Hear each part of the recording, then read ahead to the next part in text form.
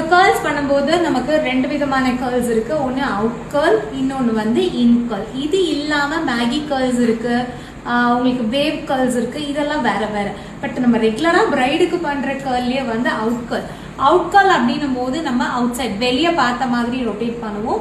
இன் curl அப்படின்னும் போது உள்ள பார்த்த மாதிரி ரொட்டேட் பண்ணுவோம். இதுல எது வேணாலும் நீங்க பண்ணலாம். பட் ஏதாவது ஒன்னு சூஸ் பண்ணுங்க. எது ஸ்டார்ட் பண்றீங்களோ அவுட் கர்ல் ஸ்டார்ட் பண்ண ஹேர் ஃபுல்லா அவுட் கர்ல், இன் கர்ல் ஸ்டார்ட் பண்ண ஹேர் ஃபுல்லா இன் கர்ல். ரெண்டையும் மாத்தி மாத்தி பண்ணீங்கன்னா லாஸ்ட்ல பார்க்கும்போது ஒரு கர்ல் இந்த பக்கம் சுத்திட்டு இருக்கும், ஒரு கர்ல் அந்த பக்கம் சுத்திட்டு இருக்கும், ஃபினிஷிங் இருக்காது. ஒண்ணு. அடுத்தது பாத்தீங்கன்னா நம்ம கர்ல் வந்து சாஃப்டான கர்லாவும் பண்ணலாம், இல்ல நல்லா கொஞ்சம் டைட்டான கர்லாவும் பண்ணலாம். அந்த மாதிரி இருக்கு.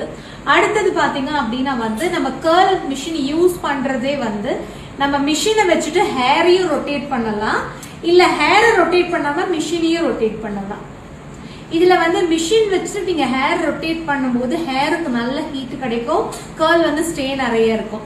நீங்க மிஷின் எப்படி ரொட்டேட் பண்ணும்போது பாத்தீங்கன்னா நமக்கு மேல மேல மேல வருதுனால ஹீட் கொஞ்சம் கம்மியா கிடைக்கும், கர்ல் கொஞ்சம் சீக்கிரமா ஸ்ட்ரைட் ஆகுறதுக்கு வாய்ப்பு இருக்கு. ஓகே, பட் எதை பண்ணாலும் எப்படி ஸ்டார்ட் பண்றோமோ முடிக்கிற வரைக்கும் ஒரே மாதிரி பண்ணணும். அப்பதான் கர்ல்ஸ் பாக்குறதுக்கு ஃபினிஷிங்கா இருக்கும்.